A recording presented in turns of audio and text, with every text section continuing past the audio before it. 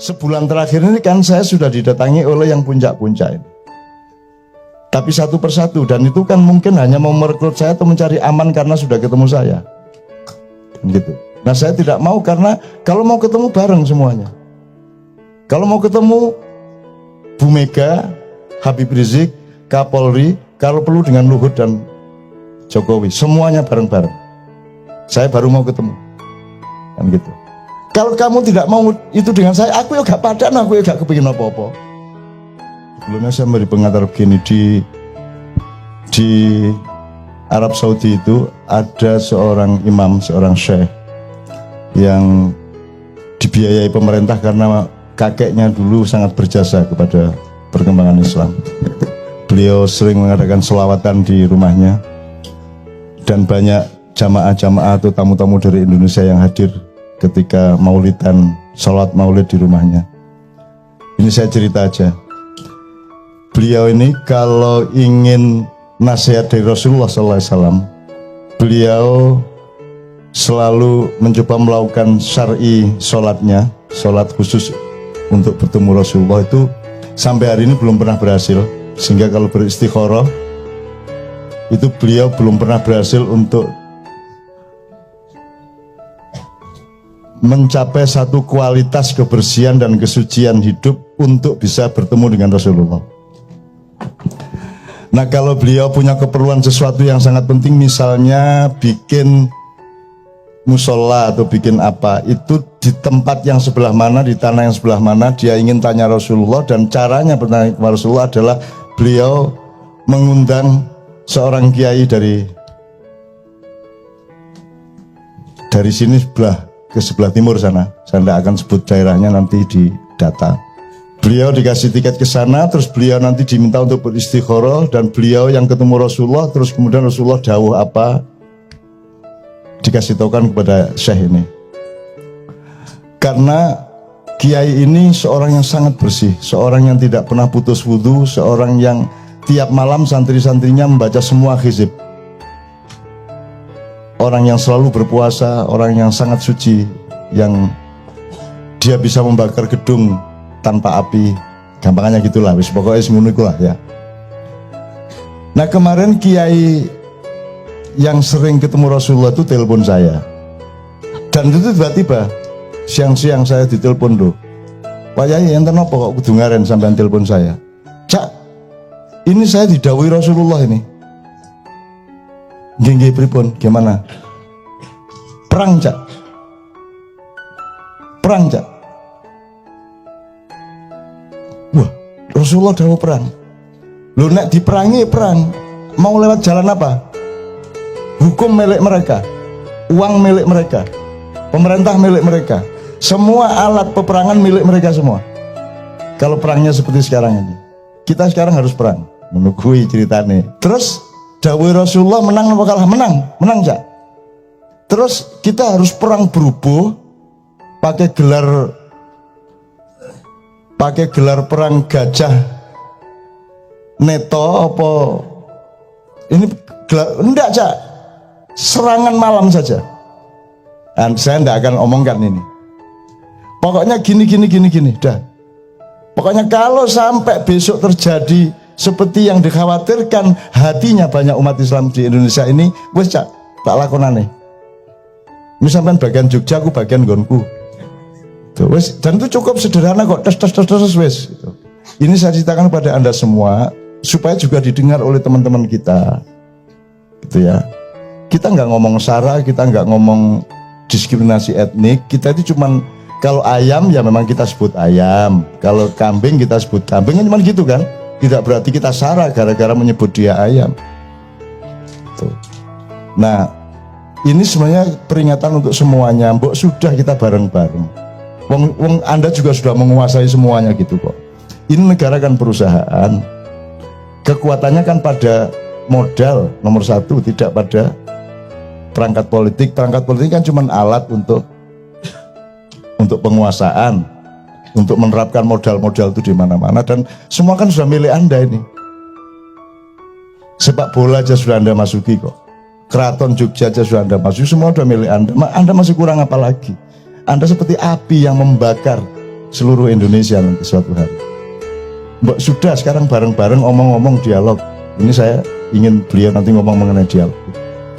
Dialog, duduk bersama seperti saya tulis tadi di Kompas, duduk bersama orang-orang tua bareng-bareng untuk menyelamatkan. Wong kita juga menerima semua kok selama ini, kok kapan umat Islam menindas orang lain? Penggawean wong Islam kan ditindas terus toh. Islam kan tidak punya bakat untuk menindas, bakatnya itu ditindas. Nggak begitu pinter menipu, kalau ditipu itu pinter banget. Gitu loh. Kita juga tidak terbiasa mencari ingin menjadi pemimpin, enggak. Yang kita juga tidak belajar untuk memilih pemimpin dan seterusnya lah. Jadi saya ingin juga mengatakan, Bok, dipikir lagi semua ini, dipikir lagi, ayo duduk bareng, jangan semua diambil. Sebab tetap bukan hakmu, nanti kamu berhadapannya dengan tidak dengan kami loh. Kita ini bukan penghuni tunggal di Indonesia. Kita ini bukan makhluk satu-satunya yang diberi hak untuk tinggal di bumi. Ada banyak yang lain. Ada banyak hal yang tidak kalian ketahui dan juga mungkin tidak aku ketahui. Tapi aku meyakininya kalian tidak.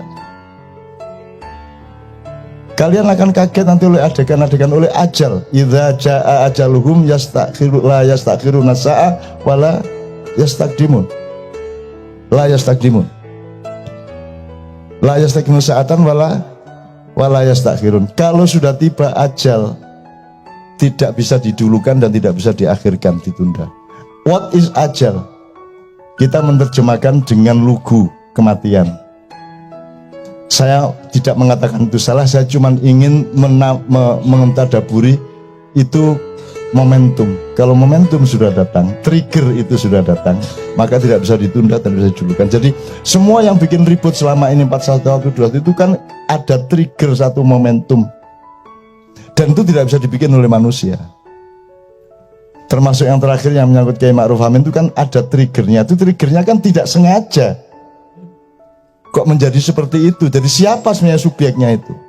Wong yang bersangkutan sendiri yang seolah-olah subjek itu kaget dengan efeknya kok kayak gitu.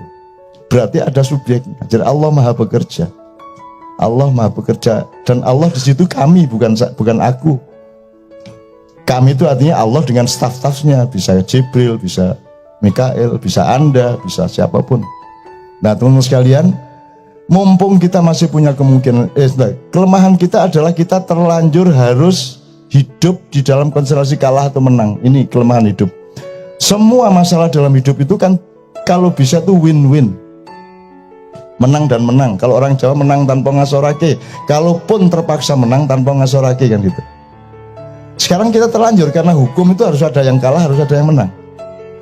Sebenarnya hukum itu saat-saat terakhir itu darurat. Seharusnya kalau bisa sebelumnya diselesaikan secara akhlak, diselesaikan secara irfan, secara kearifan.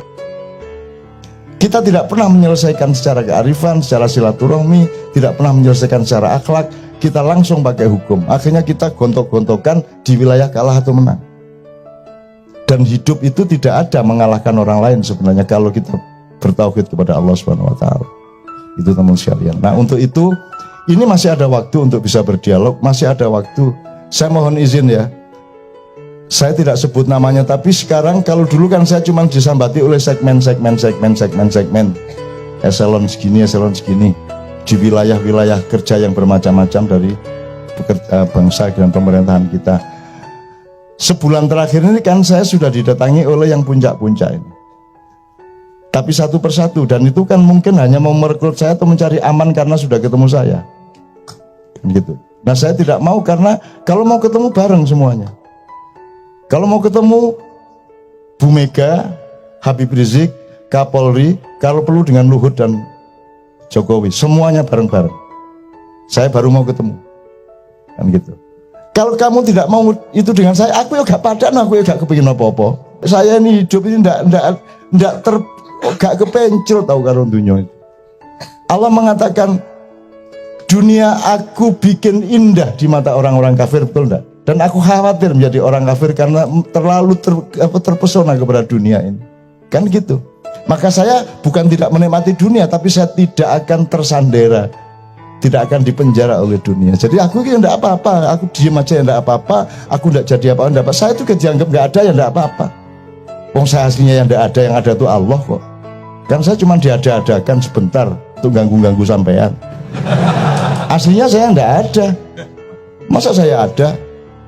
Tidak masuk akal bahwa saya ada. Yang masuk akal ada hanya satu, yaitu Allah Subhanahu wa ta'ala. Kalau ada yang lain selain Allah, itu berarti Allah mengada-adakan untuk sementara waktu selama outbound tadi itu.